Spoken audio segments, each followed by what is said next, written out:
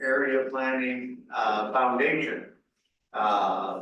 With that, Liz, I'm going to have you take roll call, please. Supervisor Scott Bell. Commissioner Angie Burmeister here. Commissioner Roger Garcia. My friend here. Mayor Rusty Height. Here. Mayor Doug Kindig. Here. Councilmember Don Rowe. Mayor Gene Stothert. Jacqueline Morrison. Supervisor Carol Vinton here. Mayor Matt Walsh. Very good, thank you. Can I get a motion for approval of the agenda? Second. Thank you. Liz?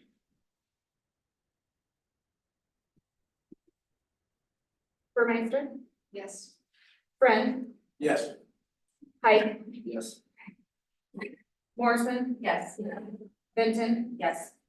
Kindig. Yes. Item C is an action item under business. Item number 1 is approval of the June 27, 24 meeting minutes. So moved. Second. Is there any questions or discussion? Liz? Burmeister. Yes. Friend. Yes. Height. Yes. Morrison. Yes. Vinton. Yes. Kindig. Yes. And item 2 is community scale and the regional market value analysis contract, not to exceed $150,000. Hi. Oh, Okay. sorry. So back in June, the MAPA Foundation received an award from Fortune Investments for $150,000 to complete a market value analysis. For those of you who aren't quite sure what that is, it's really just an enhanced housing study that looks at demographic and socioeconomic data and some local administrative data and proprietary market analysis that's intended to help MAPA, local communities, housing developers look ahead at housing needs and demands. The results of the plan can be used by policymakers to do things like direct legislation, amend local codes, prioritize investments. Again, just a very kind of beneficial toolkit, if you will, for housing needs. And so we issued an RFP back in September. We received 5 proposals to complete the market value analysis. We're recommending to proceed with a contract with Community Scale. They are a firm in Massachusetts. And actually their bid was, I believe, the 4th lowest of the 5 that we received. But they really stood out because of the data that they were prepared to assemble and then eventually hand over to MAPA. So they will work through the next 6 or 7 months to do the initial analysis, and then 3 years after the initial analysis is complete, they'll revisit that data and fine tune what needs fine tuning. But again, it should be a very useful tool, and it should help really improve our internal documents like the long range transportation plan and our community economic development strategy. You think I'm missing anything, Mike? Just one point of clarification, second lowest bid. So when we ranked when we ranked them in order, it was the 4th on the list, but yeah, second lowest. Yeah, thank you. Any other questions? I have just a couple questions. One, why did this, just so that I understand, why did this go to the MAPA Foundation and not to MAPA proper? Well, I think it was just simply because MAPA, the foundation as a 501c3 nonprofit would be eligible to apply for funding with Front Porch Investments. Yeah, that's point number 1. So it's planning and development fund. For planning grants, it required that they go to a 501c3. MAPA's foundation is a 501c3 nonprofit development corporation, primarily focused on DED related programs, primarily housing at this point. And so it was a natural fit. It does have this sort of separate organizational structure as a 501c3 with the board of directors serving in this role. So administratively, this is just a way of keeping it separate and distinct through the MAPA Foundation, but authorizing MAPA staff to move ahead with the contract. And then was Front Porch the entity that was making the grant? like, were we applying to front porch for a grant and then we received it? Correct. And so my question then is, what's the, like, how much are we paying the contractor of that $150,000? Then is MAPA keeping any of those funds, for MAPA's use, or are they all going back out to the contractors? So community scales cost proposal was $137,000, $137,802. So the grant we received was $150,000. There is some work internally that MAPA will need to direct to this project. So I don't know if we've engaged Front Porch yet on that ask, but I think we're looking to ask them whether it's appropriate for us to bill our time internally to the balance of that board. Yeah, there were, every consultant that responded to this, they asked for more of a hybrid approach, really having MAPA staff provide some of that actual scope and work in a way that, we didn't ask for it that way, but that was the way that everybody came back in terms of supplementing that. So we have not talked to Front Porch Investment about that difference between our grant award and the consultant contract here. Our hope is that they'll see this as part of that scope, our line item in the application was for consultant effort, but I don't anticipate any hiccups there, but our intent is to utilize the entire $150,000 for the purposes of this project, both MAPA's internal and the consultant effort. Any further questions? And can I get a motion for approval of the contract with Community Scout? Make a motion. I'll second that. And if there's no further discussion or questions, Liz? Burmeister, Yes. Friend, Yes. Pike, Yes. Morrison, Yes. Benton. Yes. Kindig. Yes. Item D is the meeting will be adjourned then. And I'll immediately call the meeting of the Voluntary Planning Agency. And start with agenda item A, which is the roll call. Liz? Supervisor Scott Bell. Commissioner Angie Burmeister here. Commissioner Roger Garcia. My friend, here. Mayor Rusty Height. Here. Councilmember Don Rowe. Mayor Gene Stothard. Jacqueline Morrison. Supervisor Carol Benton here. Mayor Matt Walsh. And me. Right? No, Mayor Jeff Kindig, sorry. Just for the record. Not taking it for granted. I'm asking for you. Nobody cares. Here, you run me. Agenda item B is approval of the agenda. I so move. Further discussion or questions? Liz? Burmeister. Yep. Friend, Yes. Pike, Yes. Morrison, Yes. Benton. Yes. Kindig. Yes. Item C are the board minutes from the September 26, 24 meeting. If I could have a motion for approval. Second. Further discussion or questions? Liz? Burmeister. Yes. Friend, Yes. Pike, Yes. Morrison, Yes. Benton. Yes. Kindig. Yes. And under agenda item D are our agency reports. Mike?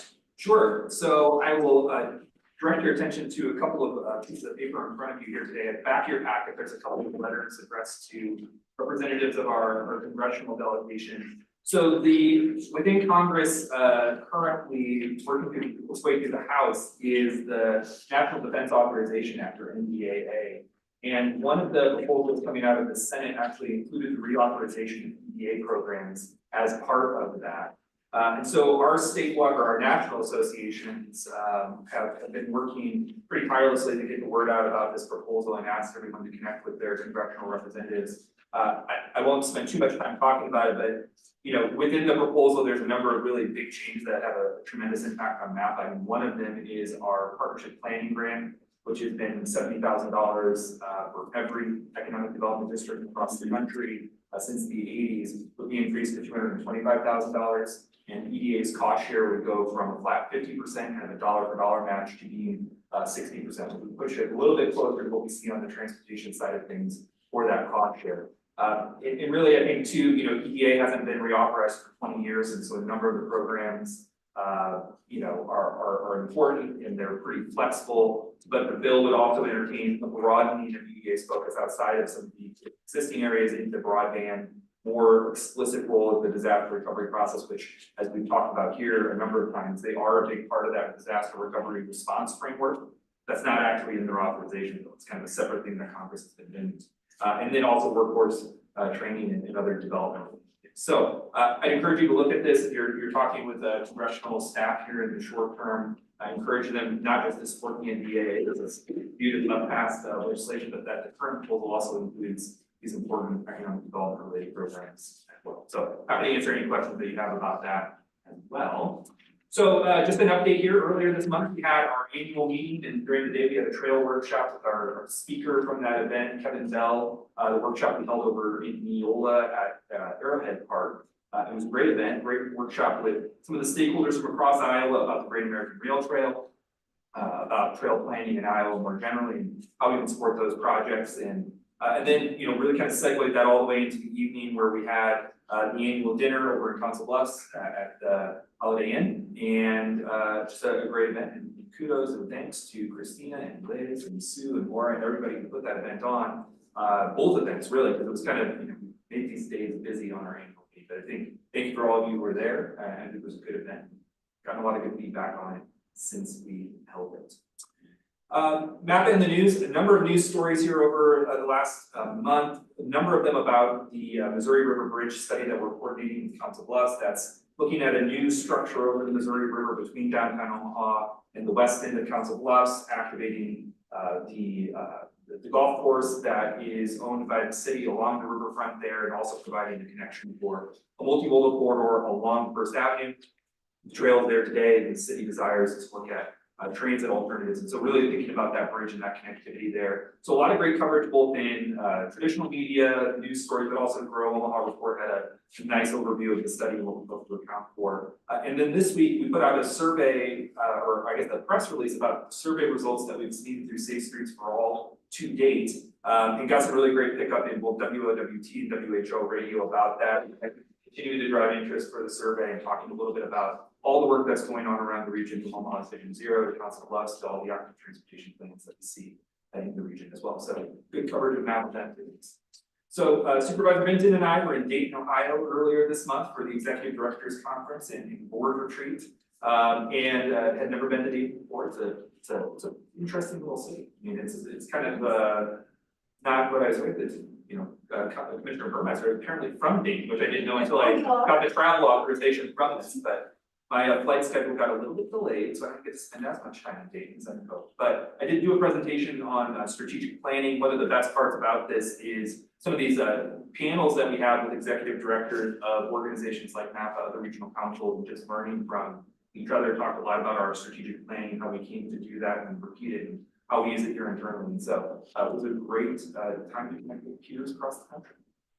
So again, on that Council linkages study, we've had a number of kind of focused workshops, in one really big public workshop in Council Bluffs earlier this month. And again, really kind of laying out some of the options about where that bridge might land, both in Council Bluffs and in Omaha, what the drawbacks or challenges are of that, what kind of connectivity that we could expect, and how much it really aligns with some of that. We got really a lot of good input. So this took place at the Council Bluffs Library. We had some more focused discussions on some of the policy frameworks that have to be put into place. It's complicated considering these types of projects between two states, particularly with the types of agreements that are currently in place and statutory authority. So kind of working in parallel on some of that policy and funding framework as well as we look at the actual alternatives.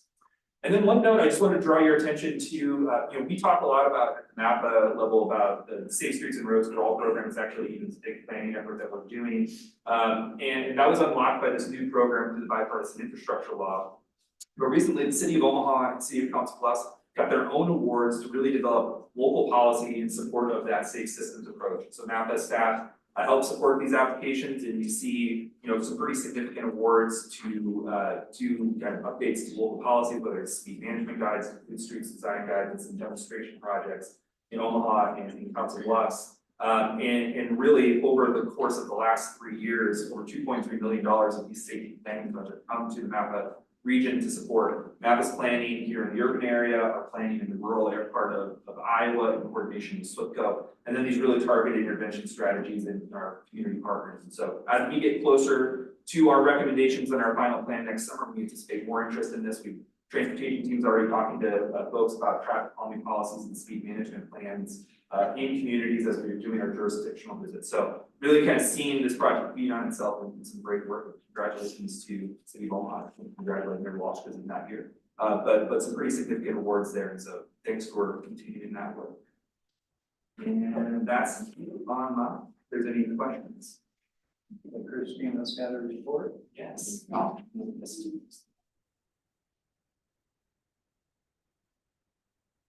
Good afternoon. I promised Mike I would keep this short, so, but we have a lot going on. As you all may know, our admin team is Liz and I, so we've been really busy. We've had some pretty big HR initiatives going on within the agency, but I first wanted to just share with you all, I did attend the Nebraska HR conference in August in La Vista, hosted by Shram, Nebraska. It was a really great conference. I spent some time with Mayor Kindig, your HR director, Wendy.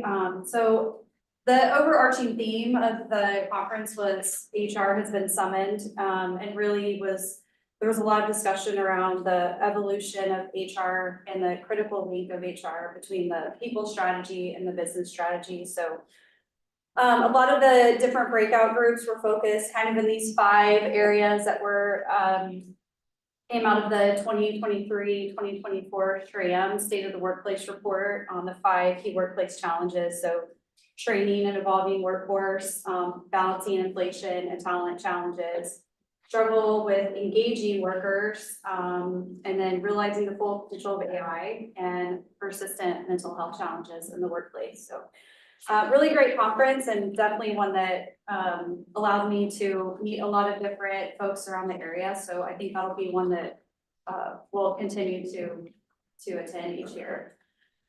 So some agency focus areas for our HR department, staffing. Currently, we have 2 active vacancies. We have an entry-level transportation planner position.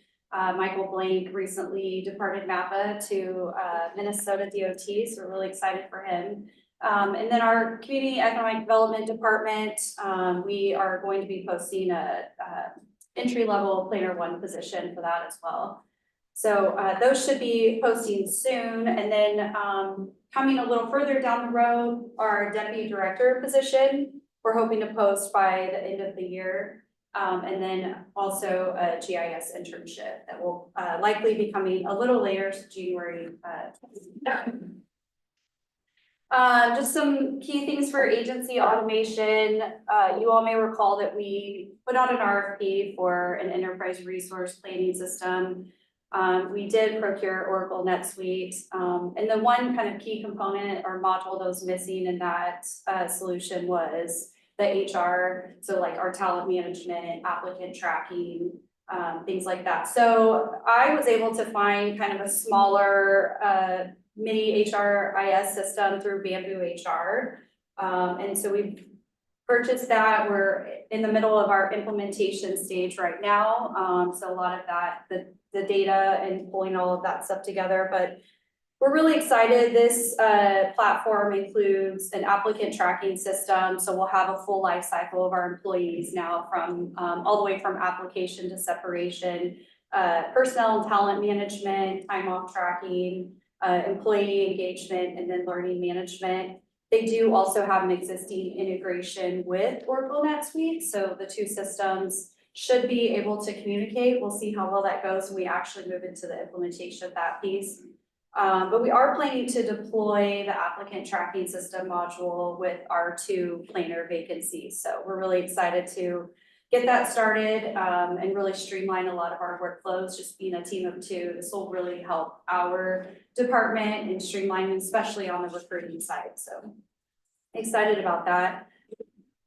Key compliance, things that we're watching right now for our agency, obviously the final 2025 DOL ruling on restoring and extending overtime protections. There was kind of an on-ramp, I guess you could say, for this. There was a July 1, 2024 deadline for bringing salaries into alignment with that, and we were fine with those numbers, but the numbers will actually change as of January 1, 2025, employees making less than 1,128 a week or 58,656 a year would be eligible for overtime pay.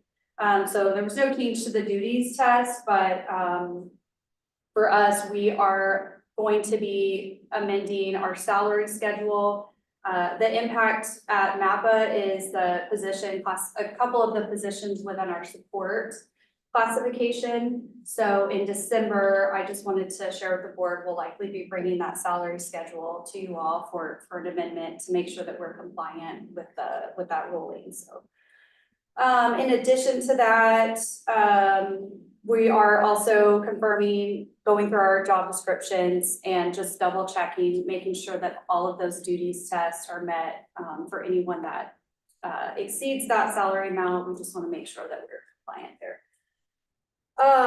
So personnel policy amendment, also we are looking to bring to the board of directors in December. And this was kind of prompted by, in my time at the HR Nebraska conference, there was a lot of discussion just kind of around the different labor law issues. And one of the things that came up was the annual leave. And obviously Nebraska is a payout state for leave. And so just in reading through our own policy, right now we have some language that we have a cap on our accruals. And so you can't roll over in excess of 184 hours. And in that case, if an employee did have in excess of 184 hours, they would forfeit that leave. I spoke with a couple of different labor attorneys that were there, and then also consulted with Patrick, and we feel strongly that we need to amend that policy and just make sure that we're compliant with the Nebraska state statute on that. So we are also planning to bring that to the December board meeting. So another thing I didn't list here, but that we're keeping an eye on is the Nebraska Healthy Families and Workplaces Act.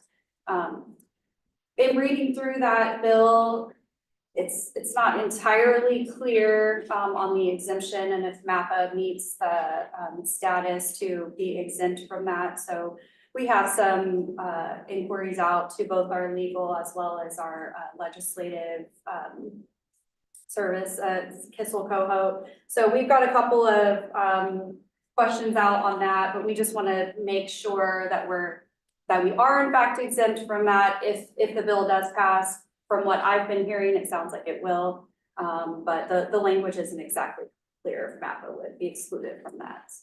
And Christina, you call it the Nebraska Health, what? Nebraska Healthy Families and Workplaces Act. So essentially this is creating a mechanism for paid sick leave for employees. And we meet the thresholds for paid sick leave, but there's some other compliance pieces and policy pieces that apply.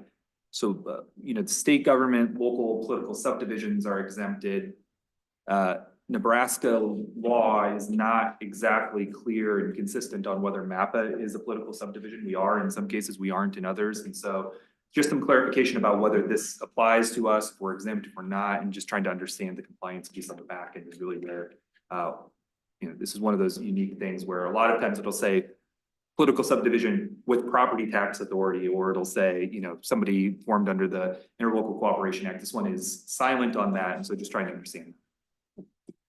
Yeah, as Mike mentioned, our actual, our accruals for sick leave, they far exceed the threshold in this bill, but there are some other pieces that we wouldn't be entirely compliant with. So we're just wanting to make sure we double check and there are no questions around whether or not MAPA is exempt. Any questions on any of these items? Okay.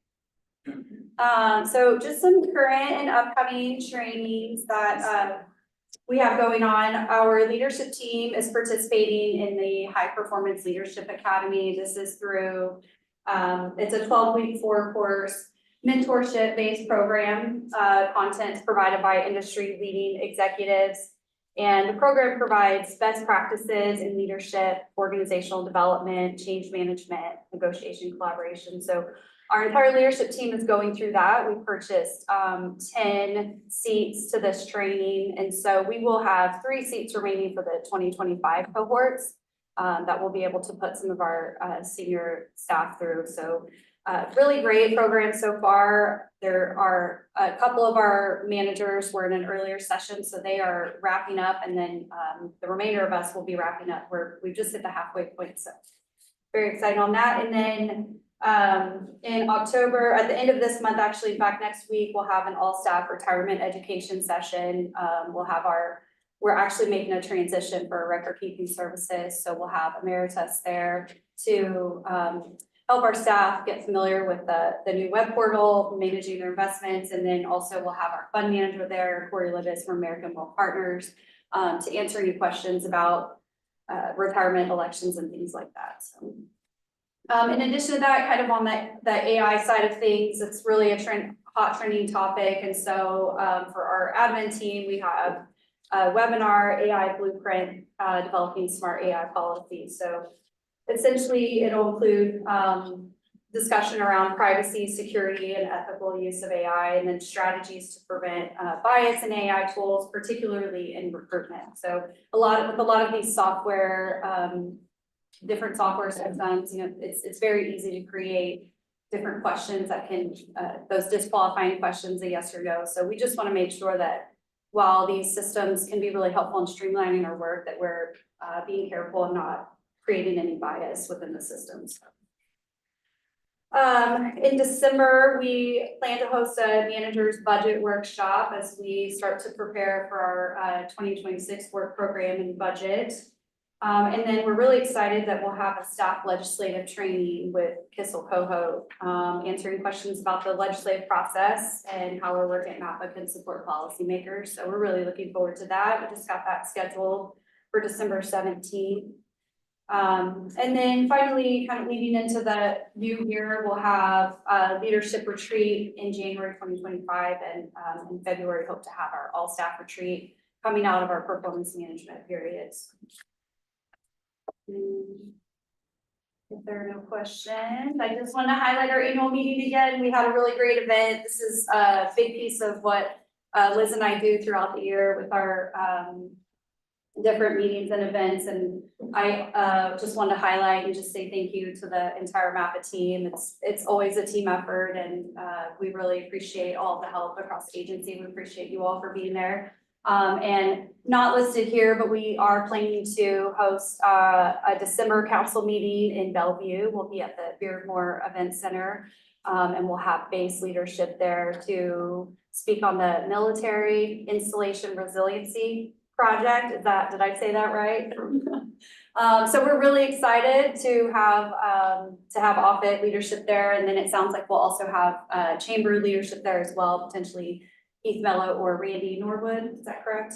So looking forward to that. You should have Date set for that? Yes, ma'am. December 11th. Yes, is that right? 12. Oh, It's the Wednesday. No. It's on our agenda. oh my calendar. It is the 11th. December 11th. All right, so yeah, we hope to be publishing our invite for that soon, but please be on the lookout. We're really excited. We think that'll be a great meeting, and that concludes. There's City Road about. All right, thank you, Kristen. Can I have a motion to approve the consent agenda? So, okay. Second? Is there any questions or discussion on this item?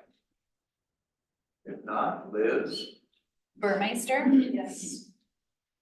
Friend, Yes. Pike, Yes. Morrison, Yes. Benton, Yes. Kindig. Yes. Item F is public comments, and we actually do have a guest today. If you want to come forward at this time, if you would state your name and address when you get to the podium, we'd appreciate it. Hello, my name is Bryce Ruff. Address is 1402 South 13th Street, 68108. I'm here, so essentially I just incorporated my business. It's called Green Heart Systems, and we're a societal infrastructure systems company. Our data system is going to be, and just to let you guys know, I don't know if I'm in front of the right people, but I do know that MAPA is probably going to play a crucial role in this. The Navy system is essentially autonomous grocery stores, stafless. The goal is to put one in every neighborhood or just right side of the neighborhood. 100% of net profit generated by these goes directly back to the community through restoration, development, improvements. And this is going to allow local government to spend more on outside of the neighborhood, and this will pretty much be the neighborhood's fund to upgrade their own neighborhood. They give it as a community asset for the neighborhood. I have spoke with the city council, Juanita Johnson, Don, Ron, and Danny. Juanita sees a lot of value in it, I think, for obvious reasons that North Omaha, I think, can benefit the most from it. She said she's willing to get behind it. And I have spoken with 3 of the 7 board of commissioners, spoken with Mary, Chris, and Lindsay Hughes. And Lindsay said that she's willing to publicly back it if I can get a neighborhood on board. So that's kind of my next step. I just want to bring it to you guys and see if you could offer any insight or see any issues that could arise with it. Well, we appreciate you coming, first of all, and your efforts. And I think what Mike will do then is that you can hook him up maybe with the right staff member. It's right there. Exactly. You're at the right place to get to the right place. Okay, perfect. So, excellent, thank you. Thanks. I'll move on to agenda item G, which is old business. Court, do you want me to take both of these separately, or should we do them together, Court? I think separate. Separate. Yeah, they're separate resolutions, so I'll talk about the step first and then I'll get. I know, so item 1's a resolution for 2025-05, for 24 transportation improvement program. This is amendment number 2. Court. Yeah, so the tip was approved back in June, and usually between then and now, there's a lot of stuff that happens. So the kind of the amendments in the fall tend to be a little bit large. So there's a whole lot of changes that we're making based on some different awards and things that have come up in the meantime. First, I've got I had the final balances from the previous fiscal year, and so the balances for the regional programs have all been updated. There's been we're swapping some funds with the state, some of our carbon reduction program funds for CMAQ funds, congestion mitigation and air quality funding, and that's going to impact 2 of our, well, I'll explain that in a moment. So Metro Transit's electrical upgrades and charging stations. It's a new project that was added with this tip. Originally, it was to be funded with the carbon reduction program funds, but we're switching that with CMAQ. The state wants us to spend down our CRP funds, the carbon reduction program funds. They're getting a little dated at this point, and there is a risk that they could be clawed back by the feds. And this way, those funds will get spent, and we won't lose any money. It's a dollar for dollar trade, so the region's not missing out on anything. City of Papillions, Portal Road 6th Street project, we're just basically phasing that out. I had it initially programmed as just a construction year, but got all the information for preliminary phases. We're adding those phases on that. 2 new projects are being added. They are major street resurfacing projects. So there was a couple of projects that were selected in the latest round of project applications that they decided they want to take it through our AC resurfacing program. So what they're going to do is they're going to deliver resurfacing initially with local funds, and then we're going to pay them back with federal funds later on so they can deliver a larger regionally significant project, something that we've done quite a few times before. We're just kind of keeping that program going with Omaha and Bellevue. Just kind of a small project description update for City of Omaha Signal Infrastructure Phase 2. It was a kind of a placeholder phase, and now it's officially moving forward. City of Omaha's the first 2 projects on the list for removal, 72nd Street L to F and Bellevue's 36th Street Cornhusker to N370 Phase 1. Those are the 2 projects that are being delivered under that AC resurfacing program. So those changes tie to those earlier major street resurfacing changes. So they're being removed, not unfunded. The funding's just being kind of shifted to those resurfacing projects. And then there are 3 resurfacing projects I'm removing from the tip. Those are 3 Bellevue projects. They were obligated last fiscal year, so I'm just removing them from the books in this tip. So basically, it's being worked into the carryover balance, and it doesn't need to be in this improvement program. They were programmed in there because we weren't sure if they were gonna meet obligations, so we kind of keep them in both programs just in case. Were they done? Yes, They're done. yep, yep. They were actually completed a few years ago. This was basically a payback phase. The city paid for it with local funds initially, and they're being reimbursed for the work that's done. So the state included those projects in their August redistribution request, which is basically their request to USDOT in Washington to get additional spending authority in a particular year. And so essentially we moved them from October to September. And so that requires us to update our documents. And then Omaha's signal infrastructure phase Y is being removed from the tip, because we're basically merging that with phase F1. It was initially planned that kind of placeholder phase, when it was selected, would probably become part of F1. And the city has decided that it especially makes sense to go ahead and merge those two projects. So we're basically shifting the funding over to that other phase of that larger signal infrastructure project. There's a few impacts on programs that are not related to any of the formula funds for the region, so things that are state funds or discretionary funds. And this is, the first one is that signal infrastructure phase 1 from the city of Omaha. We're basically bumping up the CMAQ funding on that a little bit to account for the difference in CMAQ versus CRP, and that's related to that change that I was talking about, that we were swapping funds with NDOT between the CMAQ and the CRP. So it was initially funded a little bit lower on the CMAQ side, but their CRP award's a little bit larger, so it's increasing by just a few $100,000. We're adding back a couple of projects that were in the previous TIP that didn't get obligated. So things that we thought were gonna make it in the last TIP that didn't make it. Omaha's Ames Avenue Safety Mobility Recovery Plan, signal operations along Center Street at 42nd and 60th. And then we also have added Omaha's Creighton Bikeway project. So this is a congressionally directed spending project. And we didn't initially have it programmed in the TIP. We didn't know what the parameters of the award were gonna be. Now that we have all that information, we've got it programmed in there and phased out. That's the amendment. We have a favorable recommendation from TTAC recommending approval, and I'm asking for approval of the amendment today. Any questions or discussion before? If not, would I have a motion for approval? So move. Second. No further discussion. Liz? Burmeister, Yes. Friend, Yes. Height, Yes. Morrison, Yes. Benton, Yes. Kindig. Yes, item 2 is resolution 2025-06, which is the long-range transportation plan. This is amendment number 4. Yep. So the LRTP originally was approved back in 2020. It's nearing the end of its life. We should have a brand new LRTP for you next year. And hopefully this will be the last amendment to the existing LRTP. I don't intend to go through everything on here line by line. We had you take a look at this last month and open a call for our projects. That's later on today.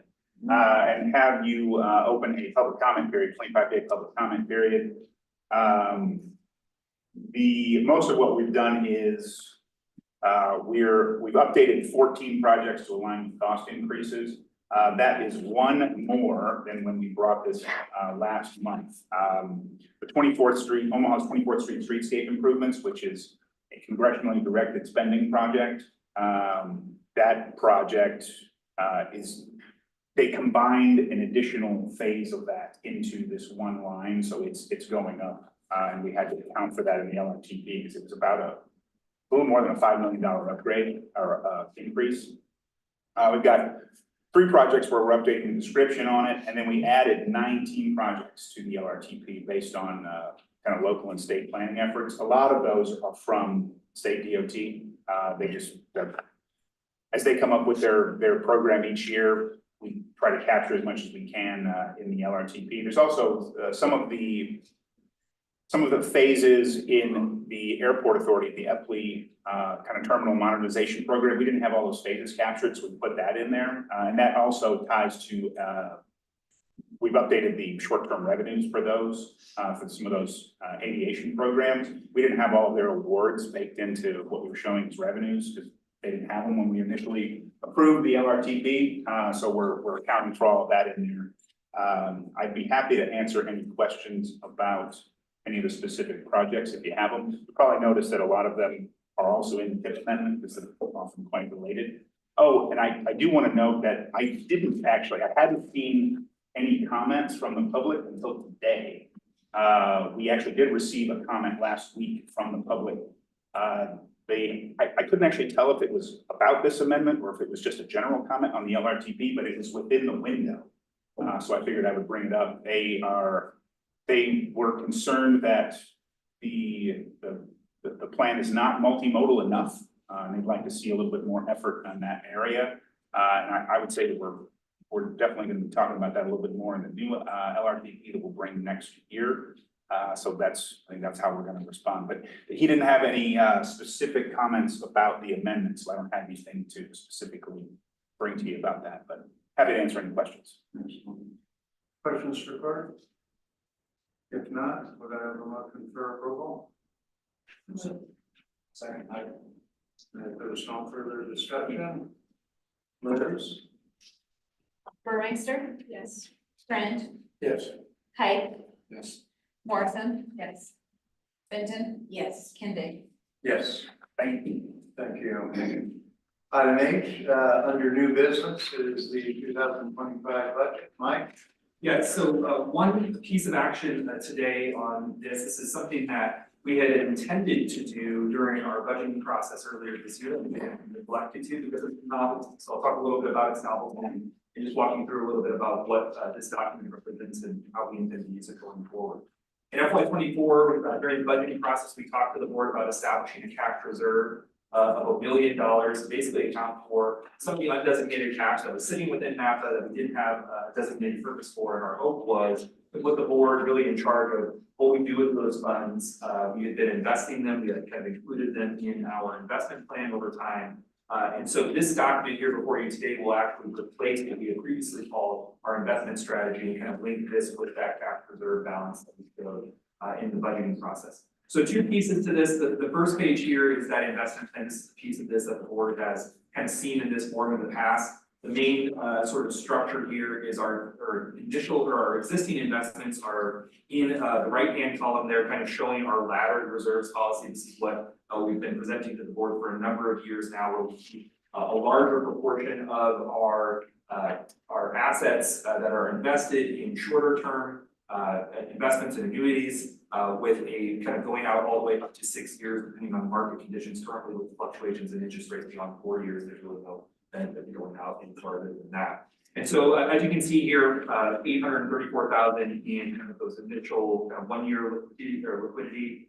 investments, down to 130,000 in that lower 4 year out category. The proposed investment allocation for FY25 really maintains that structure there, and it's really just trying to show you that we will continue to invest those. Specific amounts might change based on the maturation of different investments throughout the year, but just continuing that laddered reserve policy as we go through the year.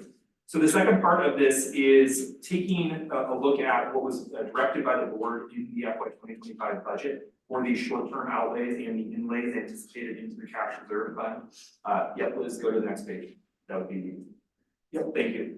And so a number of things here that you've seen before in our line item budget that would have been kind of in this below the line and that cash reserve piece. Our hope is to provide a little bit more clarity in our budgeting process by having this fund established and really kind of having a separate document that details sort of the ins and outs of how we intend this to work, which is really putting the board in charge of these undesignated funds within the budget. So a number of large things here, the enterprise resource plan implementation. The outlays is that deficit, that $41,000 that we really kind of view as carryover from 1 year to the next. To see that match with that capital or that Fund 10 general fund surplus from the previous year. And so really those two things kind of link together. We've talked about this during our budgeting process, that our work is sort of continuous and it's just a way of us kind of putting the board in charge of that carryover balance rather than just having it sit within MAPA. A number of other kind of things within here, the capital reserve, that was a line item on our budget for I think forever. But putting this as part of this plan, largely what we've tapped that for in the past has been equipment purchases, furniture purchases, things like that. But again, kind of putting it within this overall strategy of all of this. One change from the FY25 budget as approved is this digital camera purchase. This is something that you see in all of our media, all of our event or public engagement. It's a big part of what we do to capture our work and communicate our work. And we're anticipating that one-time purchase being utilizing cash reserves for that as well. So the bottom line here, kind of below the line on this document, takes forth that initial balance that we showed on that first page, that $2.239 million, shows that beginning balance that was authorized as the cash reserve fund for by the MAPA board as part of the budgeting process in FY24. It connects the two things. So essentially, by the end of FY 2025, our cash reserve is growing because we're bringing that investment package into the cash reserve and accounting for the inlays and outlays of that cash reserve over the period of FY 25. You'll see this again at the end of FY 25 when we reconcile our budget and then authorizing our budget for FY 26. The big action item there will be the end of the year authorization and just really kind of saying, where did we end up on investment income, these outlays, and all of that work. So happy to answer any questions if there are. Liz, can you go back to the screen? So are any of these investments, is this what you're getting on approval today to start the 1, 2, 3, and 4 year terms? So these, we don't, our finance committee sees the actual terms of those. I think we have one coming up that's maturing here by the end of the year, but many of them are already laddered out there for up to 4 years. And so what we have been doing is as those things mature throughout the year, we go to NPAID and we look at what is the best deal for MAPA, what's kind of the longest term we can have within that 1 to 6 year window to get the highest return on that investment and continuing that process of having more cash available in those shorter term reserves versus the longer term ones. Right. And so these existing investments are what we show in our financial statements monthly to the board of directors. The piece here for the proposed investment allocation is just continuing to guide that laddered reserve policy as things mature and funds become available. Okay. When we get a report, I know it's in finance, and the financial group takes a look at it. Maybe expiration date of the term would be beneficial. I mean, I'm looking at the 1 year term at 2.68. Is that in CDs or how do they target? Matt, do you know the? Actually, they're probably both. So we have American Wealth Partners, who's a local investment management firm here, and then we also use our NPAID, our investment trust that we own.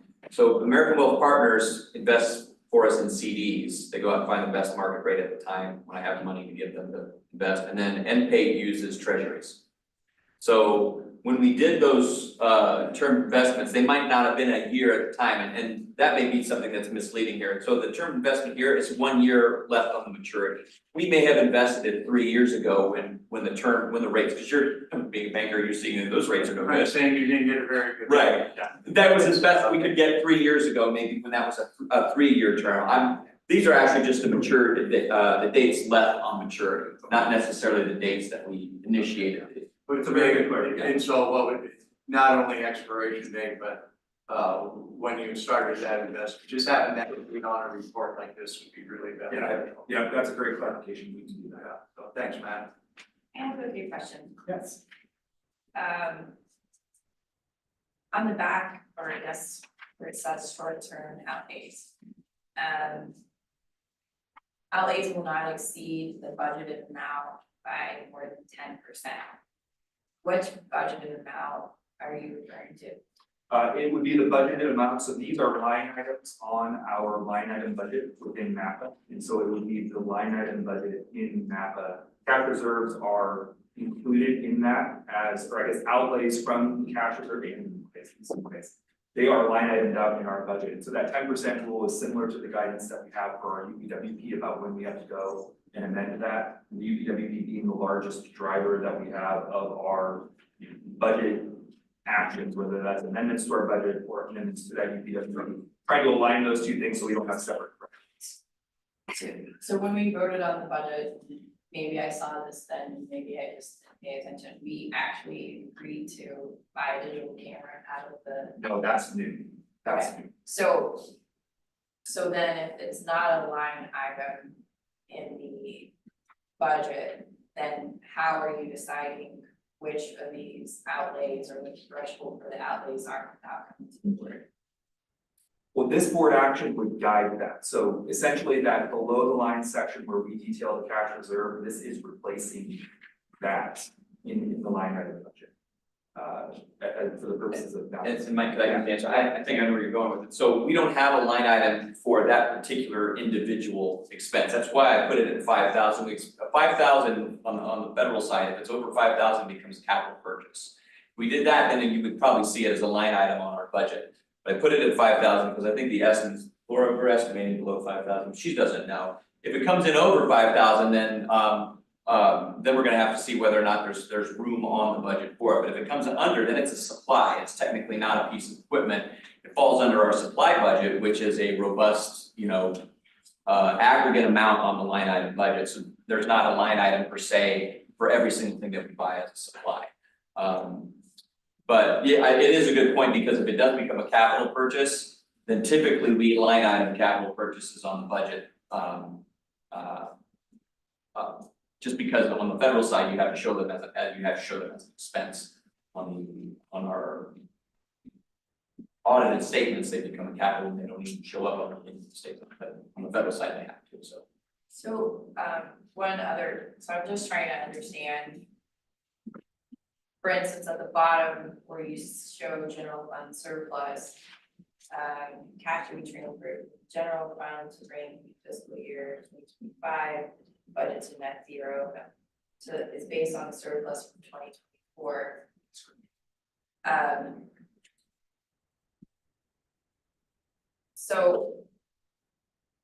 So we had we were estimating we're gonna have a surplus in 2024. That's going to go into the cash reserve. But then we're also anticipating that in 2025, we're gonna spend money out of the cash reserve. Of these projects. Of these projects. Right. So like, for instance, if we were gonna buy a digital camera, why wouldn't we buy that in 2024 when we had a surplus instead of waiting until next year and being negative? Okay, well, we're currently in FY 25, so, and part of the confusion is because we had to establish a baseline, so I had to bring in what we're expecting in 24 in here. Normally, we wouldn't do this, so when we come back next year, you'll get this plan updated to close out FY 25, and then we'll have to figure out if we need to do like 2 of them to start 26 to flow into the next one. So we didn't have this set up for 24. We should have done it in May, but because it's novel, we just forgot. And quite honestly, we just forgot to do it. So we're trying to play catch up. Otherwise, that estimated amount would have been showing and there wouldn't have been a deficit on that list to close out 24 because we're expecting a surplus. You shouldn't expect a surplus and a deficit in the same year. That doesn't make any sense.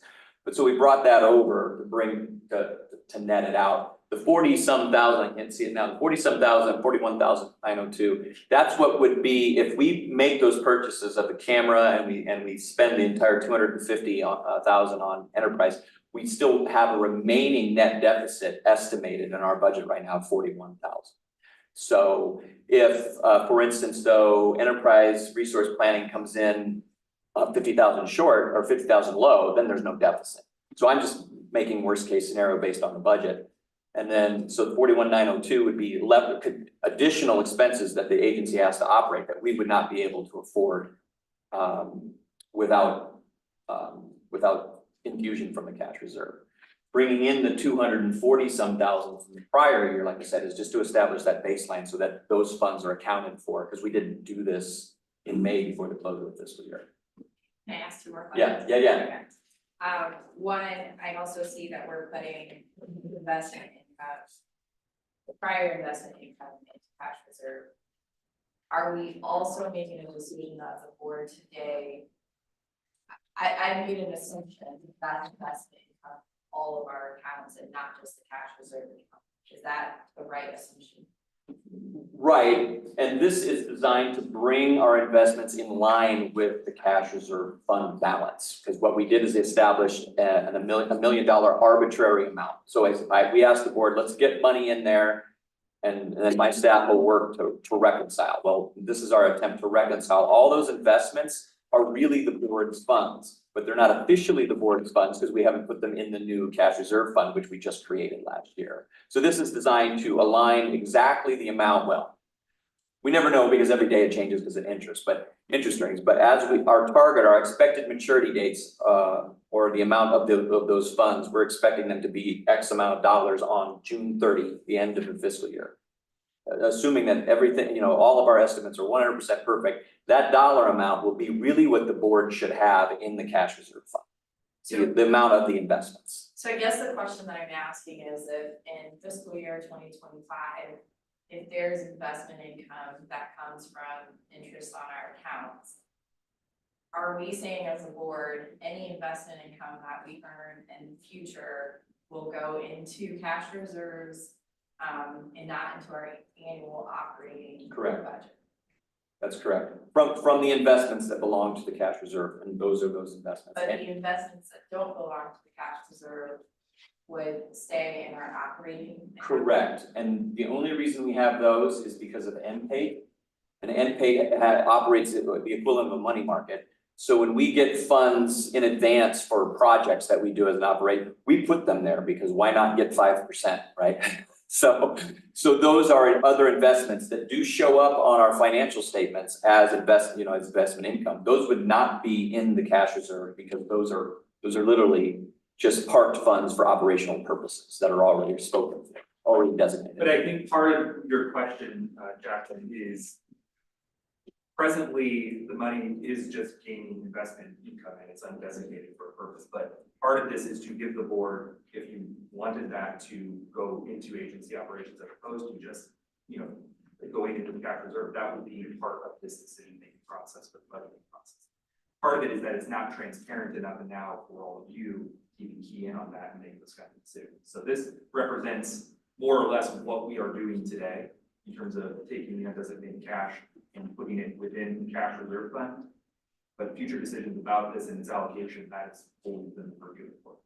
And then my last question, it says the fiscal year 2025 target asset balance. Do we have a number that we are aiming for a cash reserve balance so that we know where we're going? And what's that number? That's a great question. We don't. The board has not given us a number that we're aiming for. What I would say is it's fairly novel for MAPA to have a cash reserve, as said through our having to set this up in just the last couple of years. Part of this is exactly in that vein of what do we do with these undesignated funds.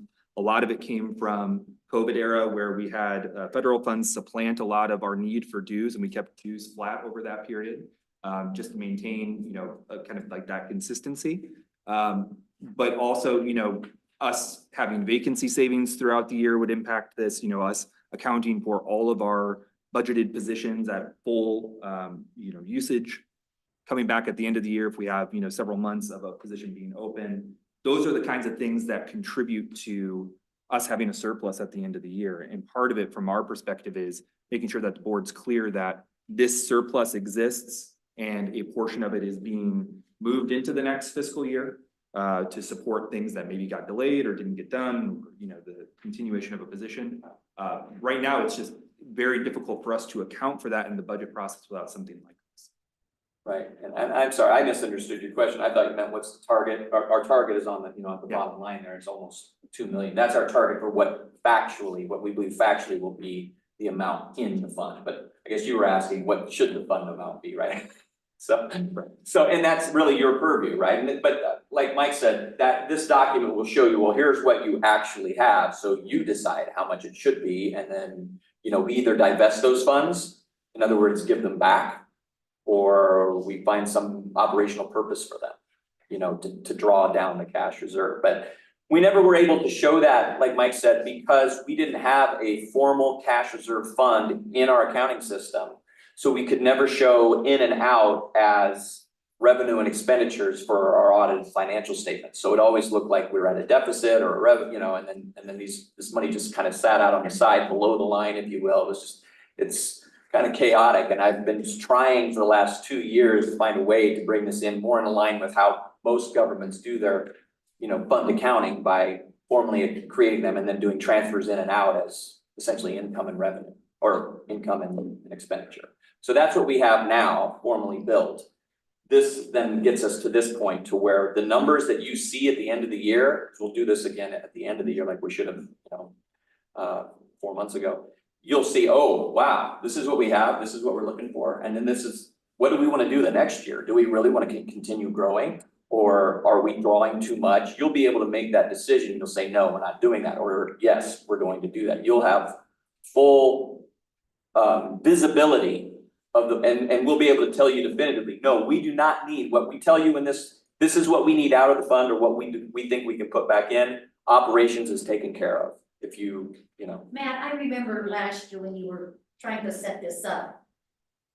And this is kind of like a backbone. But you kept saying, this isn't set in stone. I mean, there could be other projects such like, so at least we're getting closer of kind of sort of maybe what we. No, I think Mike and I are very confident in that this, when we present this to you at the end of the year, once we get. These are going to be. That this is your money. We do not need this to run the agency at this time. But I think part of it is that most of these funds have come from local governments in the MAPA region over time, over several years. And part of it is accounting for what is the highest and best purpose of that. It is not uncommon for an agency like MAPA to have a cash reserve. But to Jacqueline's point, we've never said as a board what that is, what that target is, what we should maintain, and what other purposes other than, one-time purchases that are fairly typical for us to come to the board and ask for on a one-off basis. And so part of the engagement between now and the next budget is, what is the purpose of this? What do we want to see? So this isn't the last time you'll hear conversations about the cash reserve, or you'll be engaged in terms of what we do with these funds. Our hope was with this action to solidify that the assets held in trust by MAPA that are undesignated for agency operations are wholly within the purview of the board, and that we can make decisions at the margin of that as a board through a policy. But we're going to need some guidance on exactly what that looks like for all of you. I think one thing that maybe we should discuss, and I wouldn't mind having you guys bring some back, is the minimum cash reserve. I just think that's what we do in my city, and it's for that rainy day, and mine's getting a little low right now, and it's a little sensitive to me, but I wouldn't mind having that minimum cash reserve for the. Yeah. Because as we all know, the economics of the world is gonna change, and that's gonna fluctuate, but if we can set aside that certain amount, at least to keep us going for that year or two. And in the state, they do a structural cash reserve, right? So they have to have, I think it's 2% still in the statute, where they have to maintain that in their operations above balance, net balance.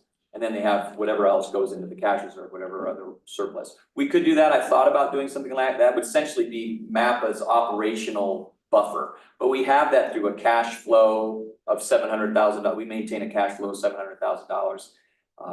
So and MAP is small enough to where we can eyeball the budget, but I don't know that we ever need anything like that. Okay. Any further questions? Yeah, Mike. Thanks, Mayor. So, this does make a lot of sense. I was gonna ask, I don't want to step out of line. I don't want to be that guy. Mm-hmm. Doing this provides a little bit more clarity, and adherence to that, to more of a predictable fund accounting process, right? I mean, I agree 100%.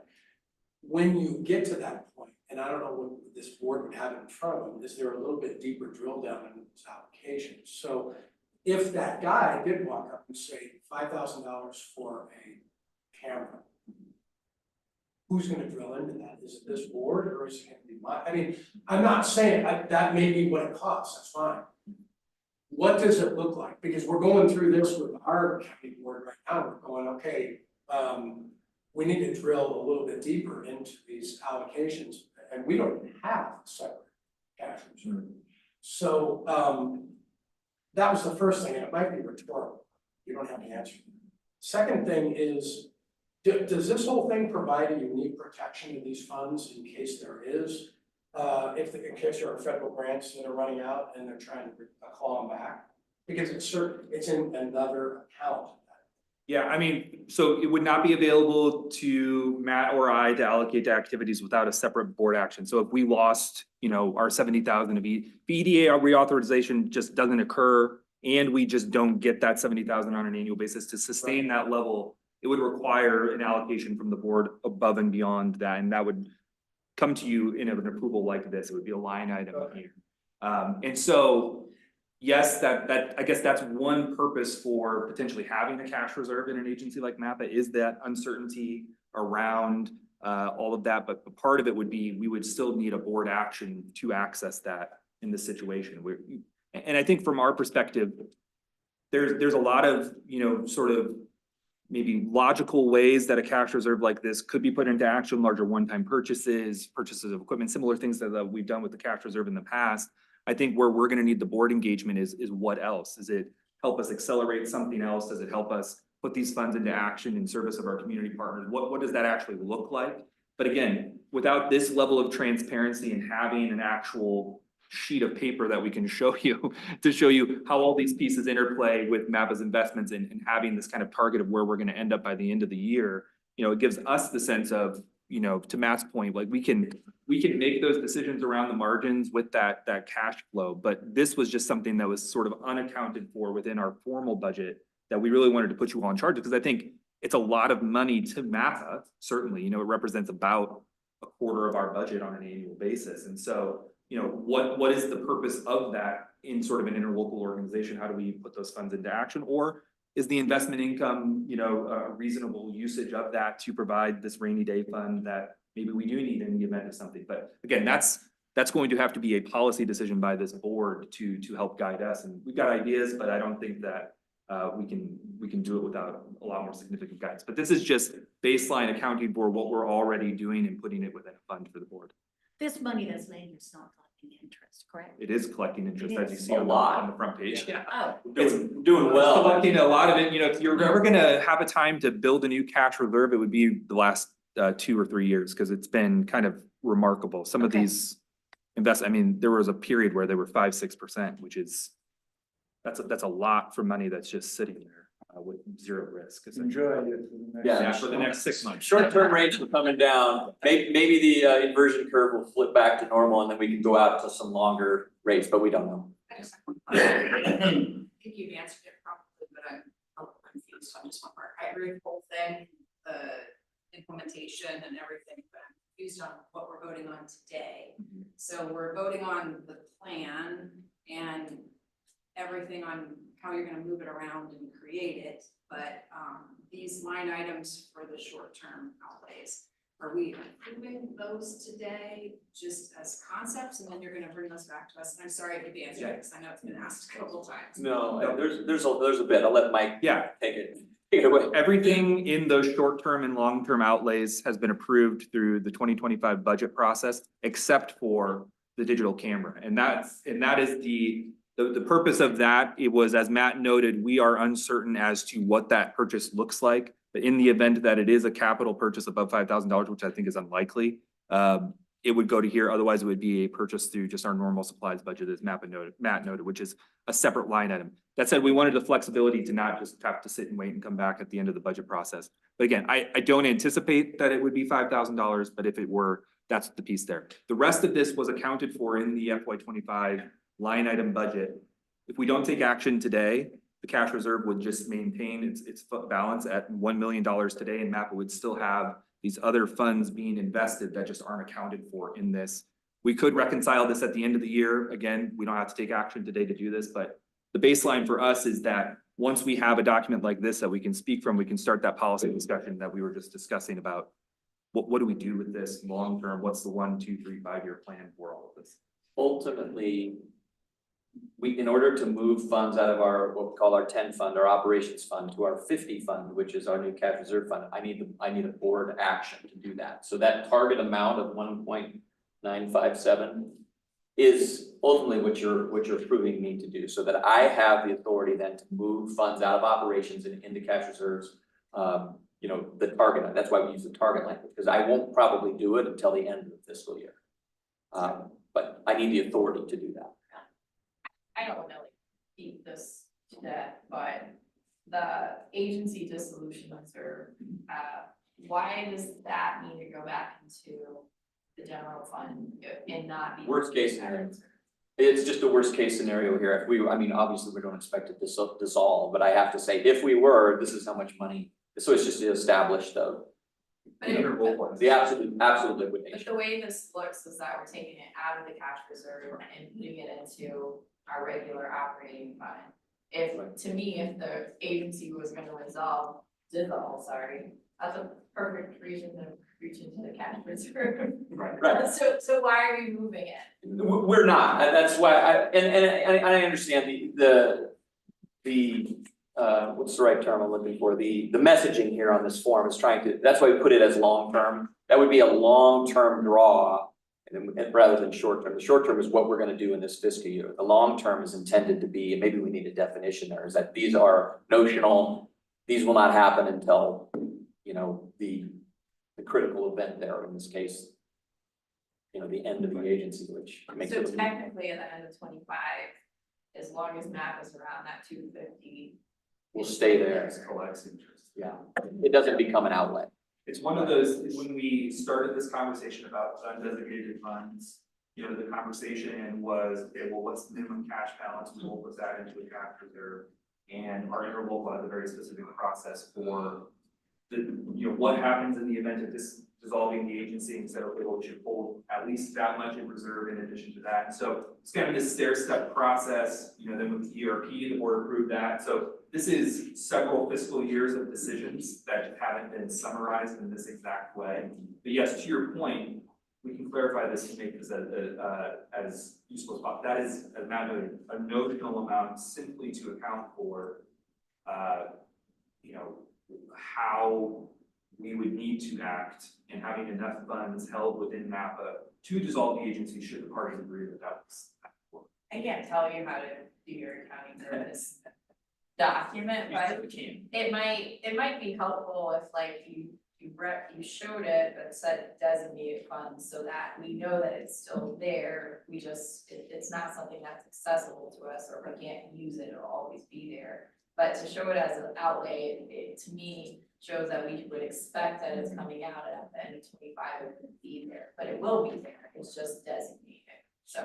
Yeah, we find a different way to message. I think that's fine. I think we just find a different way to message that. Rather than take that block away, just change its name so it's not listing as an outlet. Yeah. No, this is really helpful feedback and part of the reason we wanted to have this discussion, so thank you. Thank you. Any further questions for Matt? If not, is everyone comfortable if we make a motion to approve this today, or would you like further information about clarify things? There are a lot of questions today. And that's good. I have a motion, do I have a second? Seconds. Okay, thank you. If there's no further discussion, Liz? Burmeister, Yes. Friend, Yes. Height, Yes. Morrison, Yes. Benton, Yes. Kindig. Yes. Item 2, under new business is, report, MAPA project selection. Well, I don't know if I'm actually. If I can go. I have a feeling we can go through the whole. I probably should have. Give me a short version. I don't think what I'm looking for is even in here. No, I'm just gonna verbalize. That was my intention. So, we've been working on a call for projects for the upcoming next year's transportation improvement program, so the 2026 program. We went through our project selection committee and our transportation alternatives program committee, and talked to them about opening a call for projects. We have we basically talked to them about opening up a call for surface transportation block grant funding, STBG funding. On the Iowa side, on the Nebraska side, it's basically programmed out over the next 6 years. There's not really any funding. It's not really worth asking for additional projects at this point. But on the Iowa side, there's a substantial balance. So we do want to open that up for a call for projects. And then for carbon reduction program and transportation alternatives program, both of those have balances in Nebraska and Iowa. So we want to open up a call for projects for both of those. We do not intend to open a Heartland 2050 mini grant program call for projects. We got a lot of applications last year. It's going to take MAPA staff a little while to actually get through all of those projects, so we don't really have the capacity, but probably next year we'll look at doing another call for the mini grant program. So right now we're asking for approval. We have a recommendation from the selection committees, TTAC, and TTAC to open the call for projects on October 30th. We would like that to run through January 17th, and then we'll go through kind of the deliberative process of reviewing applications and talking to the selection committees and making a decision, and finally having awards go out in July. Questions or discussion for boards? If not, would I have a motion for approval? Second. And if there's no further discussion, Liz? Burmeister. Yes. Trent. Yes. Pike. Yes. Morrison. Yes. Benton. Yes. Kennedy. Yes. Item 3 is our resolution 2025-07 for the Nebraska Regional Infrastructure Accelerator Charter. Mike? Yes, so in the packet of materials today is a draft of a charter and a resolution that was drafted by the Nebraska Department of Transportation. For those of you who've been on the board for a while, you may recall Director Vicki Kramer came to this board in August of last year, presented about deepening our collaboration on a number of areas, including some of these innovative financing and funding mechanisms that are available through USDOT. Last year's annual dinner, we had the Build America Bureau, which is one such example of that. During that day, we had a large workshop with all of our local partners talking about those mechanisms, what's available to local governments. And this is really the culmination of that year-long engagement with NDOT to put this into action. And so the charter here and the signatories on the second page is really documenting for the purposes of a grant application to USDOT, the partnership that exists between MAPA and NDOT at a minimum. And then the other partners are really can adopt this at their will in really directing this project in coordination with NDOT over the next several years. So NDOT would be the lead grant writer, I guess, or they'd be the applicant is the word I was looking for there. And MAPA would basically be supporting this with our prioritization, taking this board and our project selection committees to help prioritize those projects, match projects to some of these innovative finance mechanisms, both on the infrastructure side of things and on the financing side of things. One of the things that's novel about the Build America Bureau is that those federally subsidized financing tools are available for transit-oriented development as well. And there's a number of local developers who have really tried to go through that process, and without dedicated resources to the state of Nebraska, it's going to be difficult for them to overcome that. So we really see this as a way of aligning our work in a really meaningful way. This program is anticipated to open up in October or late in October and run through basically the beginning of December, a 30-day comment period. So this is our opportunity to take action on this as a board. MAPA staff have been coordinating with DOT on the grant application kind of in anticipation of that. But with the short turnaround, we wanted to do this month just in case that NOFO does get released. They never actually tell you when it's going to get released, but that is the working idea. And I'll just add a few quick things. There is no request for financial assistance with this. Right. It is just our commitment to continue working with our staff and DOT staff at this point. And I would say the other side of it too is when we brought this to TTAC, there was a lot of interest from other jurisdictions not named as signatories on here. So our consideration of this is only MAPA's signature on this type of charter, and the overwhelming interest from other units of local government was I think proof to NDOT, one, both of the support for this locally, but then I would say two, that they need a different mechanism because this is not going to get through a lot of the bodies of local jurisdictions in time, just because NDOT hasn't defined it kind of closely enough on what they're actually going to be doing. But they're going to put together, I think Jared had committed to putting like a different sort of MOU project partner MOU, how something that could move more quickly through some of the local processes, just to make sure that as many local partners, especially from the MAPA region, that want to be engaged can be. I know the city of Papillion was one, and there were several others as well that expressed some interest in partnering on this as well. So I think it's a good role for the state to play. It's a good role for MAPA to play in terms of that coordination, but happy to answer any other questions. Well, we don't have it today, and we don't have real access to a lot of these tools today. You know, it's not exactly, I'll just say the Build America Bureau is not very many people. I think I met almost all of them when I was in DC last fall, which was kind of surprising to me. What this does though, is it basically similar to some of the USDOT research centers where you get your dot on the map and those resources then become available to you in a really targeted way as a grantee rather than somebody just calling and accessing it. We're not losing any control because this board will still be in charge of directing our long range plan, our TIP, and those are adopted by reference at the state. And so this board's purview still will stand on anything that we do on the transportation side. It's really a means of resourcing, funding, and financing those projects. Any further questions for Mike or Carlos? If not, would I have a motion to approve? So moved. Second. If there's no further discussion, Liz? Burmeister. Yes. Friend. Yes. Pike. Yes. those are all. Morrison. Run back at a 3 o'clock customer in my bank. Okay.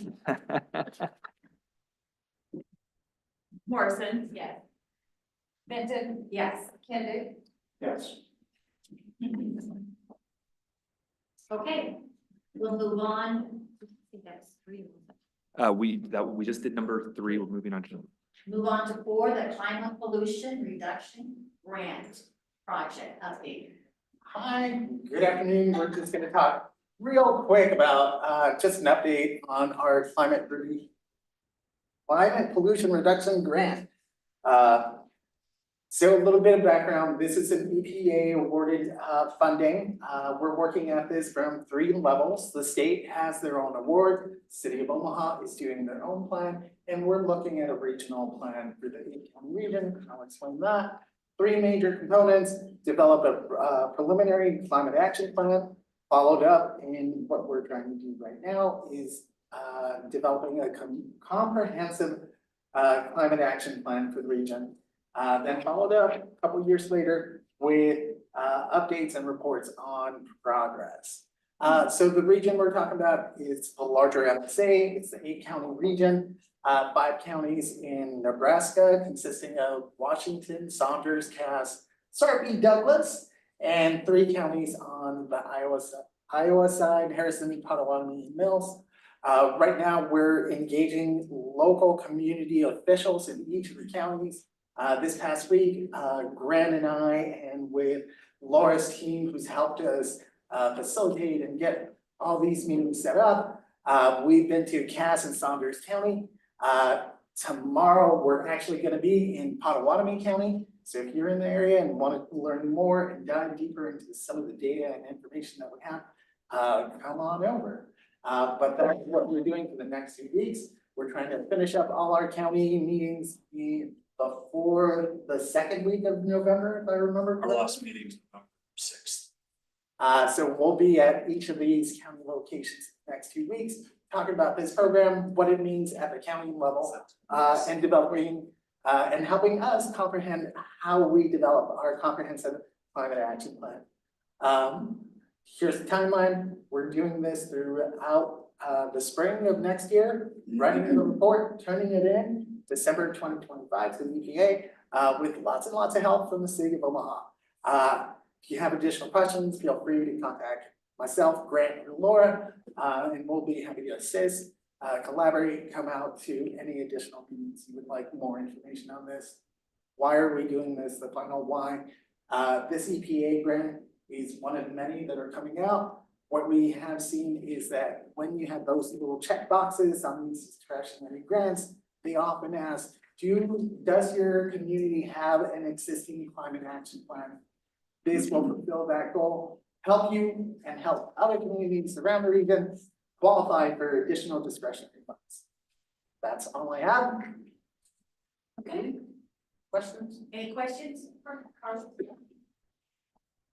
thanks, Carl, that's information, we don't need a, motion on that. Go on down to number 2, Number two. or the 1. Sure, Under discussion. I1, yeah, okay, great.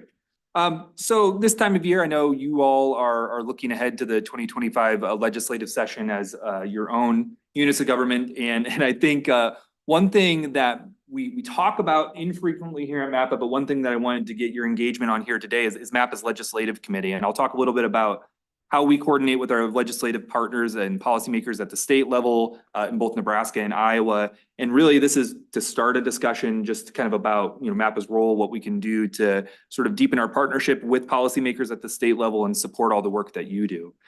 So in Nebraska for, I think, about 10 years now, MAPA's retained a lobbyist to work in the unicameral on MAPA's behalf, and on MAPA's members' behalf. We set up a subset of the board of directors. We called it our legislative committee. And really they've engaged on, very similar to what you all do, monitoring bills and legislation, and taking a position on things that are, uniquely MAPA. Over the piece of that, or over that time, there's been a few bright spots of activity, I would say, where MAPA had to take a more formal role. One of them being when Cass County voted to join MAPA, there had to be some things changed within the state legislature, within the statutes, to allow the economic development district funding to flow to MAPA in the event of that local decision.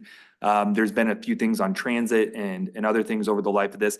But in large part, our work has been, affirming what we hear from our local government partners in many ways. And we kind of set a very high threshold for ourselves just in terms of we're only going to really kind of go in on things that have been unanimously decided upon by that legislative committee. And I think that's served us all reasonably well. I just know that many of the people participating on that legislative committee, by the time they get to our noon meeting, that's about the 4th legislative briefing they've had on a Monday.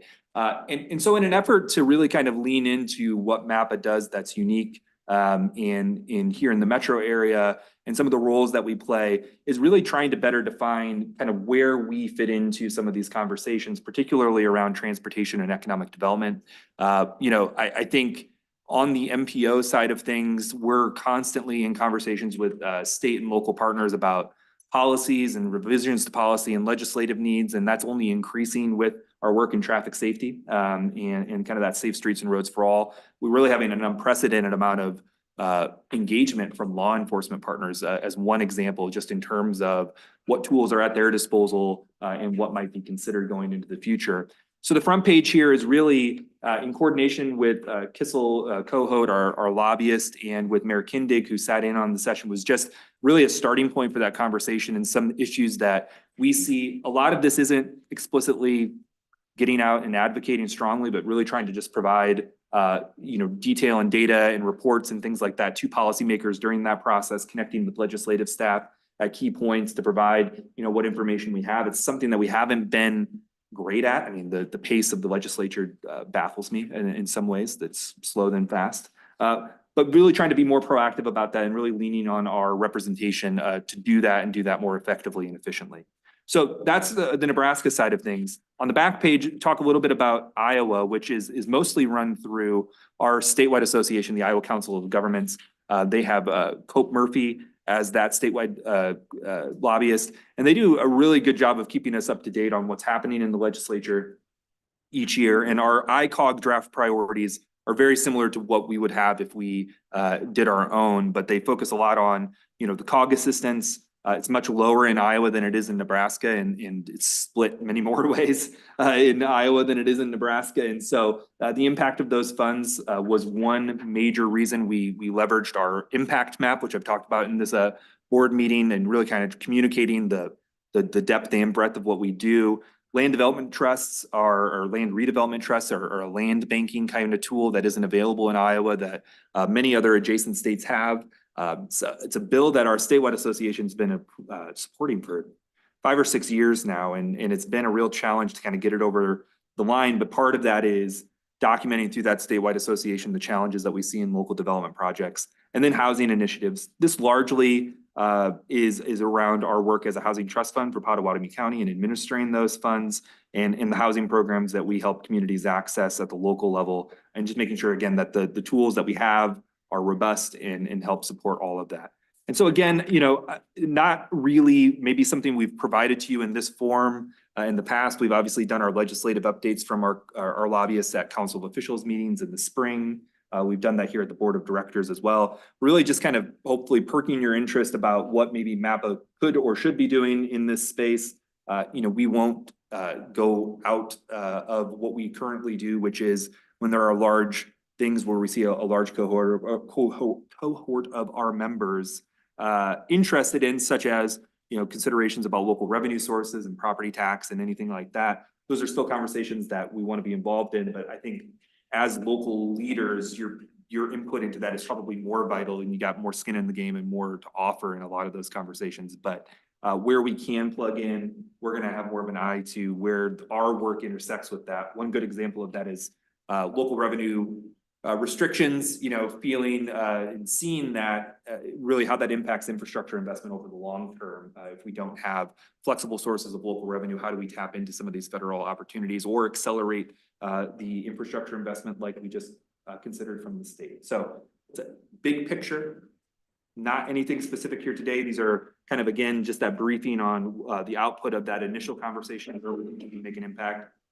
As Christina noted, we're doing a training with staff here in December with Kissel Cohote, just to kind of close the loop on how to plug in, how to provide information, what kind of information carries water, how we put those reports together and get them in the hands of the right people, just so that we can be more proactive in some of these spaces and conversations. So happy to answer any questions if there are any. I just have one, I don't know if it's necessarily a question or comment, but when I think about, when I see this as like, we're gonna focus on the Nebraska Department of Transportation, I think that's great. We've gotten a lot of questions, I shouldn't say a lot, but it's coming up, and I know it's coming. The state, I think this Department of Energy, Environment and Energy got $300 million from the EPA for environmental things. And so when I think about our regional climate action plan, I also think about a lot of the work that MAPA has done with storms and cleanup and so many of the climate things that are going on. I wonder if that's another kind of very specific narrow place we can advocate and try to get some of those, make sure all of those dollars don't go to the western part of the state, or that they're here to help us implement some of the things we're doing with climate action. Yeah, and we've started that conversation with departmental staff as well, really just even asking for, you know, what a briefing on that one red project, because it is so expansive. And, you know, there's a lot of things that are likely to be more rural focused, just because a large number of those strategies are agricultural. And so, you know, Washington and Cass County likely to benefit maybe more from those than we see in Sarpy and Douglas County, though maybe not exclusively. But that's certainly a concern we have too. Greatly considering the fact that the city of Omaha applied for that same pot of funding and was not awarded the funding for the implementation of their plan. As Carlos alluded to, the structure there, we're a subrecipient of the city of Omaha on that project to kind of do the regional portion of that planning effort. But I think that's a great place for us to plug in. I don't know how the legislature fits into that, since it is kind of a grant award, but were that to come up, that would definitely be something we would bring to our legislative committee, because I think it is a unique place where, given our role in facilitating that plan and the data that we're providing to it, it'd be a good place for us to plug in to talk about the so what and why in the MAPA counties as well. Okay, Michael, you're on the roll. Let's go on number 2. Yeah, you're gonna be tired of listening to me more than you already are.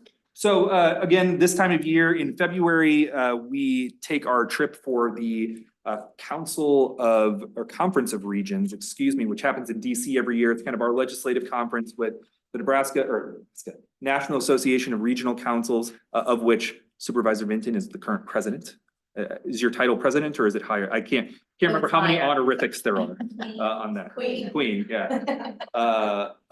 And so part of that, and Mayor Hike has attended that with us, obviously Supervisor Vinton and Jacqueline, I think you've attended that as well in the past. We like to take members of our board of directors to that. And you know, this is 9 people. We know you're all busy, but also one thing that we want to make sure is that if there's members of the Council of Officials, offering that to them as well, just in terms of connecting with the regional work that we do. So this is an invitation. If you're interested in going to Washington, DC in February to support our work at the National Association of Regional Councils, let us know.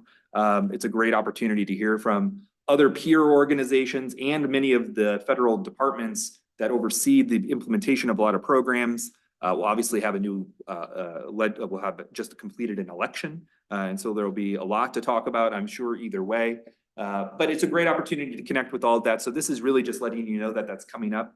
Typically, we put a travel authorization on the agenda and then scramble to get people. But if you are interested and want to put a pin in your calendar today, this is your opportunity to let us know. And we're happy to take any and all of you. And we will plan to bring the travel to the December board meeting on the 12th. So if anyone is interested, you can let Liz and myself know and make sure we get you on the list. And one thing that I didn't talk about is we do a series of legislative visits, kind of, we sit down with our delegation from Nebraska and Iowa and have those kind of conversations about MAPA's work and our local government's work. So it's a good opportunity if you don't feel like you get enough face time in DC with your congressional representatives. It's a good opportunity to connect with them and their staff. Very Great. good. Okay. Is there any other comments or anything else you want to discuss? If not, bang on the gavel. Oh, Meeting adjourned. shouldn't give me this. I'm gonna want You want to take your office, Mike? No. Are you there? Are you there?